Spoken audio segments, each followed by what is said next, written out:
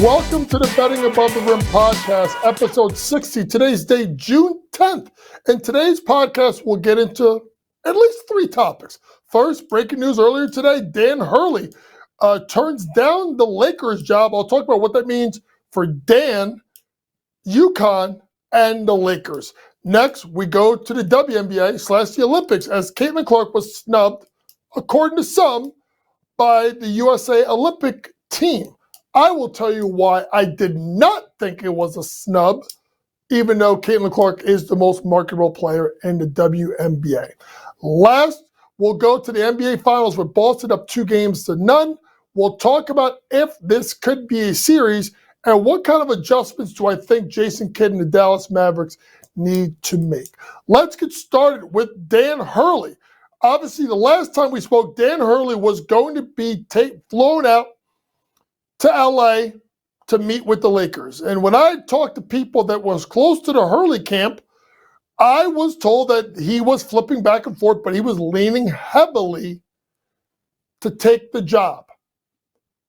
Earlier today, there was supposed to be about a 2 o'clock meeting, a workout. About 1:30, news broke from Woj, saying that Dan Hurley had rejected the 6-year, $70 million offer from the Lakers. And folks, there is levels to it. When I talked to people I know earlier in the day, they said that Dan was going back and forth all the last couple of days, taking it, not taking it. He was very unsure of it. Here is my takeaways based on what I have heard, but just my takeaways overall. Number one, if you're going to move across the country, you better get everyone's blessing. Namely, Mrs. Hurley, Andrea Hurley. And anybody can tell you the wife of a coach is the boss of the family because the coach is always away recruiting, scouting, watching film, making phone calls, game prep, practice prep, and, speaking engagements. So in order to move your family across the country, you have to get Andrea Hurley on board. And maybe she was, maybe she wasn't. That's not me to talk about and say. But I know that's got to be a factor.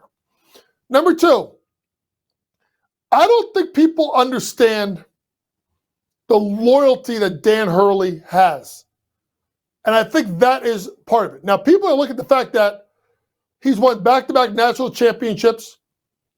He's a UConn team that have won by double digits every game in the NCAA tournament the last 2 years. Dan Hurley, who could be going for a three-peat this year, will be the first time since the UCLA teams of the 70s by John Wooden.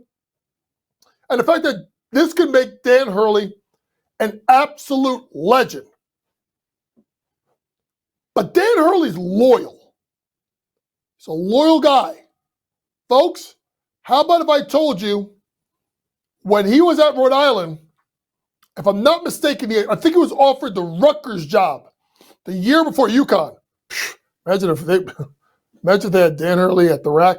No offense to Steve Peichel, who's done a great job. Hemmed and hawed.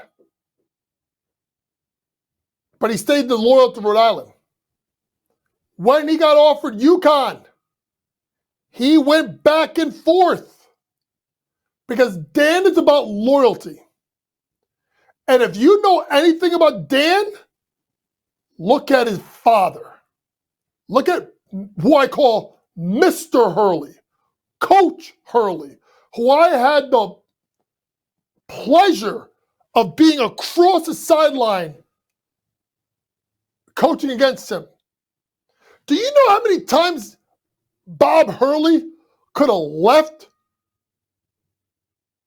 St. Anthony and taken over Seton Hall or Monmouth or St. Peter's or Rider or whatever college team he wanted to? And Bob Hurley, Mr. Hurley, I should say, stayed at St. Anthony's until the day he couldn't do it anymore. And the day he left is the day that campus shut down. That's loyalty. That's the way that Mr. and Mrs. Hurley raised Dan. and Bobby. Now, I know Bobby has gone off and he's at Arizona State. Dan is his dad, and that's loyal. And that paid off for UConn because he was loyal to not just that university, he was loyal to his kids that he recruited.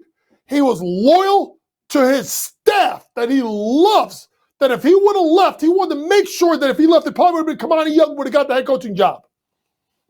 Dan Hurley could have took the money and ran. But this speaks to who Dan is. And more than anything else, and that's what I got lost in this. I thought the Lakers' allure was going to be too much. Now, maybe they should offer him more money to kind of make him an offer he couldn't refuse. But I'm starting to wonder if they even would have offered him 6 years, $90 million. Do you want to go play for the Lakers? Yes, it's LeBron James. I get it. But this is not LeBron James at 28. It's LeBron James at 39. This is a team that was the 7th seed in the playoffs. That was an 8th seed last year. That's won one playoff game in 2 years. That doesn't have a lot of flexibility to improve the roster. Could it have been a no-win situation? I don't know. I wouldn't have bet against Danny. But I'll tell you this. Loyalty may not mean a lot in college coaching. Loyalty may not mean a lot in the NBA. But loyalty means a lot to Dan Hurley. And that, more than anything, is my opinion why Dan Hurley did not leave UConn. His family, his players, and his staff. But also, I think he could build a legacy that he could be the next Coach K, the next John Wooden, the next Bob Knight, meaning iconic figure in college basketball. Let's move on to the Olympic team, where it was announced after dropping 30 points on Friday night, middle of the night, Caitlin Clark was not named to the USA Olympic team. And for those that are not seeing this, because you're listening on the podcast, obviously shout out to Spotify and Apple. Please make sure you download and listen to all of our podcasts. It's episode 60, so there's about 59 more you may have missed.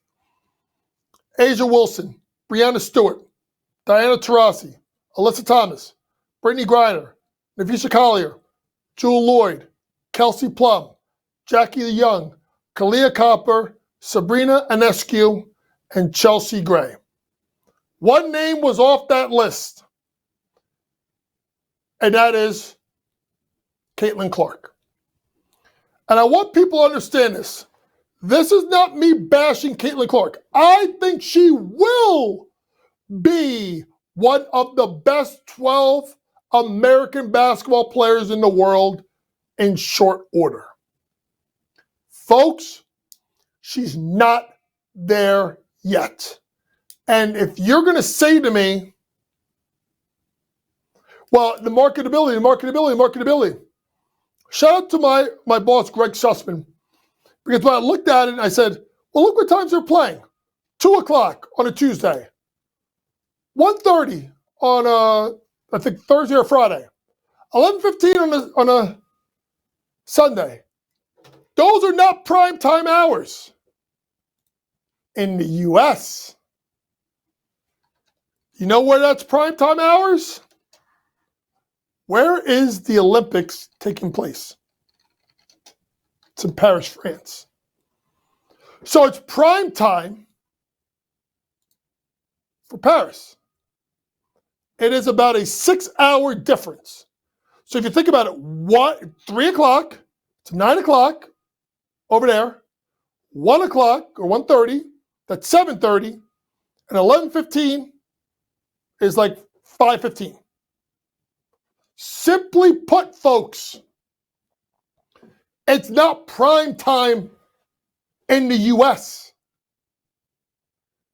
But if you want to talk about marketability, I got a solution. All right, fine. Most popular gymnast is who? Right? Simone Biles? Who's the second most popular one? Olivia Dunn. You know what? That's it. You know what? Olivia Dunn should make the U.S. gymnastics team because of she's more marketable. There you go. Simply put. Let's just take at least one athlete in every sport and take the most marketable player in that sport, and that can lift it up. See where I'm going with this? It's not an all-star game, folks. It's the Olympics. And you have to send over the best team available. I also think if Caitlin Clark would have made the team, it's playing 5, 6, 7 minutes a game in garbage time. All the Caitlin Clark people, you think they're going to be okay with that? No. Because if she's playing 5, 6 minutes a game, they're going to say, why is she playing 17, 18 minutes a game? And let's get one thing straight. And I'm in the minority here in the network. And I really don't care because this is my opinion as the basketball analyst. She is not better than anyone on that roster. And people have brought up Diana Taurasi. Folks, have you looked at, I'm going to look at my phone because I pulled this up. I want you to understand why people sit there and say that it should be, Taurasi, it shouldn't be Taurasi, it should be Taurasi, it shouldn't be Taurasi. Folks, it's very simple. If you look at the stats between those two, okay? Simply put, the stats are comparable. Points per game, I think it's like 16-8 to 16-2, or 16-8, 16-6. Rebounds are close. Assists aren't close, but neither are turnovers. Shooting percentages are pretty much even. And Caitlin Clark plays 5 more minutes a game than Diana Taurasi. So if Taurasi was playing 34 minutes a game and not playing with Kalia Copper and Brittany Griner now, she would have better stats. So now you can't tell me the stats are better. I'm not buying it. The international game, far more physical than the WNBA game. And if you're going to say to me, she deserves to be on there, then tell me why Arike Owombowale isn't. Arike Owombowale, who is better stats, points per game, more win shares, teams playing better. You mean to tell me that Arike Owombowale deserves to be there less than Caitlin Clark does? You gotta be careful with this. And it brings up what I've talked about. Folks, unfortunately, this could come down to a race thing. It's unfortunate, but this is the country we're in. I am a basketball coach. My job is to look at you as a lead basketball analyst on this network and give you my thoughts as a coach. Caitlin Clark did not deserve an Olympic spot this year based on her play. And that's why I judge it on her play. If we want to make it about marketability, I told you, Olivia Dunn should have been on the gymnastics team. That I would have took, ready for this? End of the bench. If you want to do this, Caitlin Clark, Cameron Brink, Angel Reese. You could argue that Cameron Brink and Angel Reese are more popular than a Jewel Lloyd, that are more popular than a Nafisha Collier, that are more popular than a Kalia Copper. So take all three. Simply put, those three elevating the game. I know Caitlin Clark is the best one by far, but those two are marketable based on coming into the league this year. Keep it about basketball, folks. When you keep it about basketball, it's a lot simpler than trying to look at marketability. If this was a marketing contest, if this was a WNBA All-Star game, I get it. She's there. I'll even argue if the Olympics were in the U.S., she'd probably be there. She'll have plenty of time. And maybe by next year, she'll be one of the best players in the world.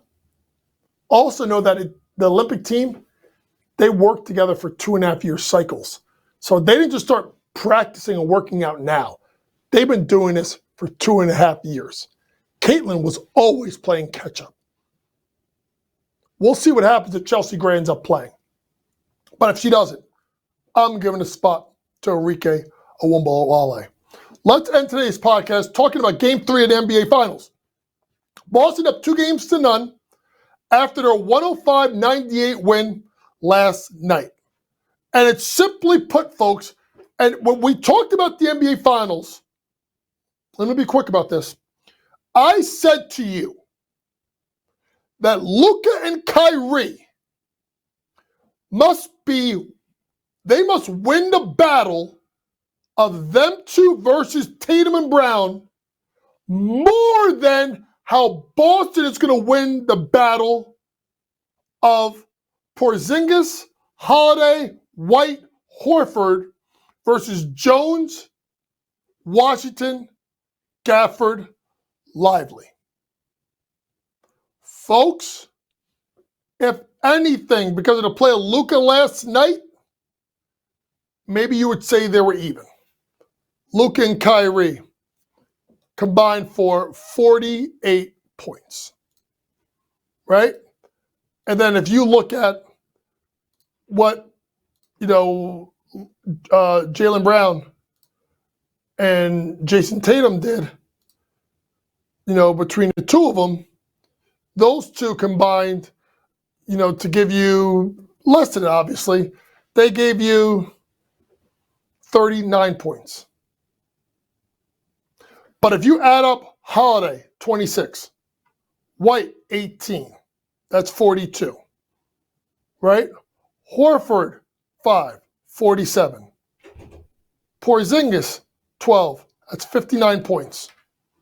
It's 59 points out of those guys. I'm doing the math right here with you. Then you look at 17, 11, it's 28, 41, 43. Write that in there. There it is. The B-level guys of the Celtics scored 59. The B-level players of the Mavs scored 43. It's right there. So if you're going to lose the battle of those four, you can't lose the battle of those two.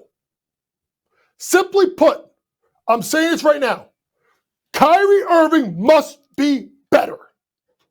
Kyrie Irving and Luka Doncic must give you at least 50 to maybe 55 points for them to win. Lines are out. Mavericks minus 1.5 for game number 3. Total right now stands at 212.5. I'm going to say this right now. I do like the Mavericks to win the game. I'll take them on the money line. Kyrie Irving's points props at 23.5. He's 0-12 since stopping his foot on the Garden. Games in Dallas. He will be better. And you know where I'm going, folks. Oh, you know where I'm going.